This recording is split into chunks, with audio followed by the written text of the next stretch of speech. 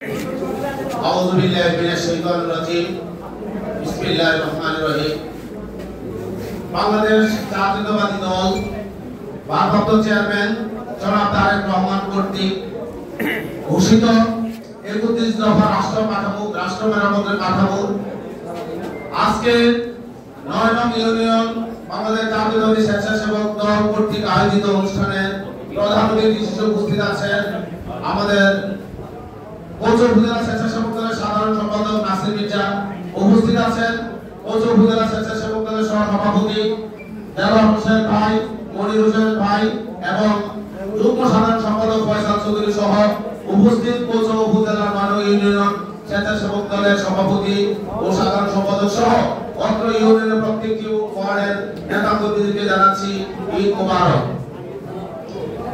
সুপ্রিয় উপস্থিতি, আমরা জননেতা জনাব মোশাররফ হোসেন মিয়াজি ভাইয়ের নির্দেশ করে কোচর উপজেলার যে 12টি ইউনিয়ন রয়েছে এই 12টি ইউনিয়নের মধ্যে 3টা সংগঠন ছাত্র দল, যুব দল এবং স্বেচ্ছাসেবক দলকে এভাবে কর্মী সভা করার জন্য ঘোষণা দিয়েছেন।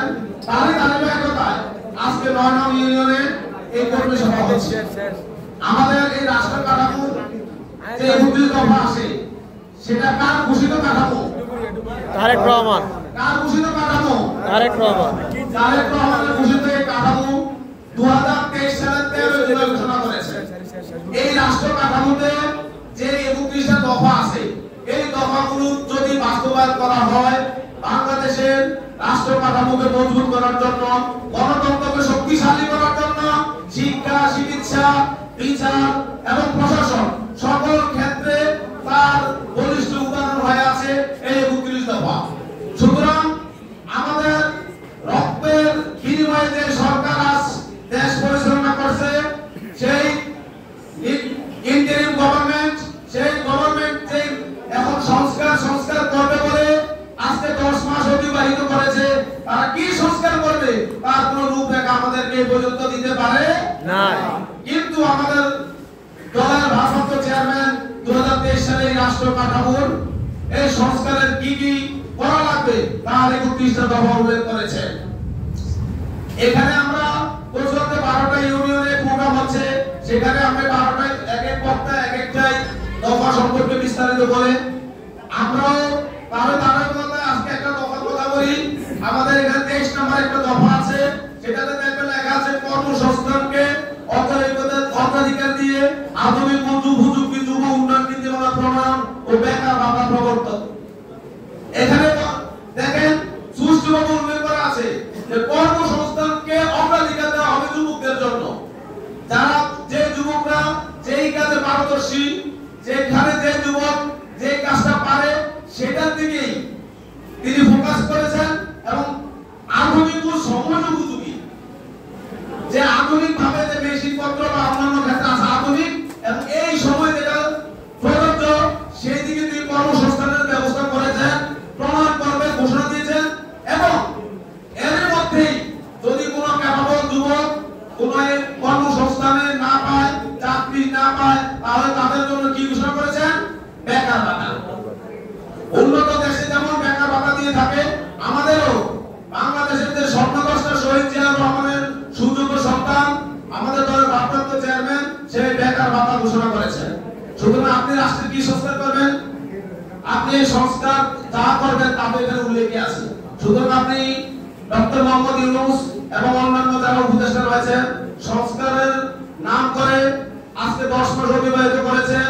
আমরা চাই এই সময়গুলো আর অতিবাহিত না করে আমাদের জনগণের প্রত্যক্ষ ভোটের মাধ্যমে গণতান্ত্রিক সরকার গঠন করার জন্য যেই কাজগুলো করার দরকার নির্বাচনকে অগ্রাধিকার দিয়ে আপনার নির্বাচনকে অগ্রাধিকার রূপে ঘোষণা করুন এবং অতি শীঘ্রই এই দেশে একটি সুষ্ঠু নির্বাচন হোক।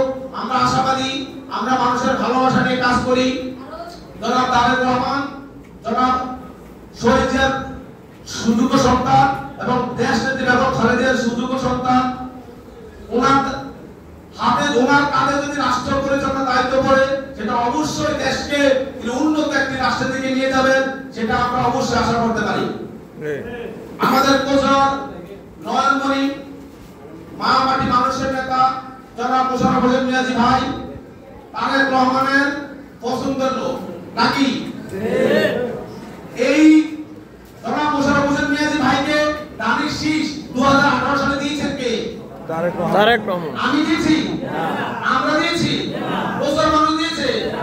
যে বাংলাদেশ জাতীয়তাবাদী দলের প্রবক্তা শহীদ রাষ্ট্রপতি জিয়াউর রহমান, তারই যারা সুযোগ্য সন্তান জিয়াউর রহমান ও আমাদের স্থায়ী কমিটির যারা আছেন তারাই তো আমাদের মোশাররফ ভাইকে দানিশ শীষ দিয়েছে, তাই না? সুতরাং আমরা কি এবার দেখেন এরপর থেকে 2018 সালের পর থেকে কচুয়া উপজেলা যুব দলের যতগুলো কমিটি হয়েছে, ইউনিয়ন, কচুয়া পৌরসভা এবং স্বেচ্ছাসেবক দল, ছাত্র দল, এই কমিটিগুলা আমাদের মোশাররফ ভাইয়ের নাম কারো কার কমিটিগুলো কার দেওয়া? মোশাররফ ভাইয়ের লোকদের মাধ্যমে কমিটি করা হয়েছে এবং যারা তিতিকা জেল জুলুম বিভিন্ন ভাবে নির্যাতিত হয়েছে তাদের মধ্যে দেওয়া হয়েছে। সুতরাং কেন্দ্র ঘোষিত যে কমিটি আছে আমরা তারই লোক, আমরা মোশাররফ ভাইয়ের লোক, আমরা মোশাররফ ভাইয়ের হাতকে শক্তিশালী করব, রাজি আছে কিনা?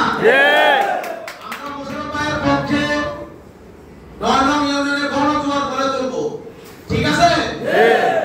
আর আমাদের একটা প্রাণের দাবি, আমরা স্বেচ্ছাসেবক দলের সহসভাপতি আমাদের খুবই শ্রদ্ধা কর ভাই জনাব মনির হোসেন ভাই, সহসভাপতি কচুয়া উপজেলা স্বেচ্ছাসেবক দল, ওনাকে এই 9 নং করে ইউনিয়নের চেয়ারম্যান হিসেবে আমরা যা করার দরকার আমরা তা করবো কিনা? কাজ করবো কিনা?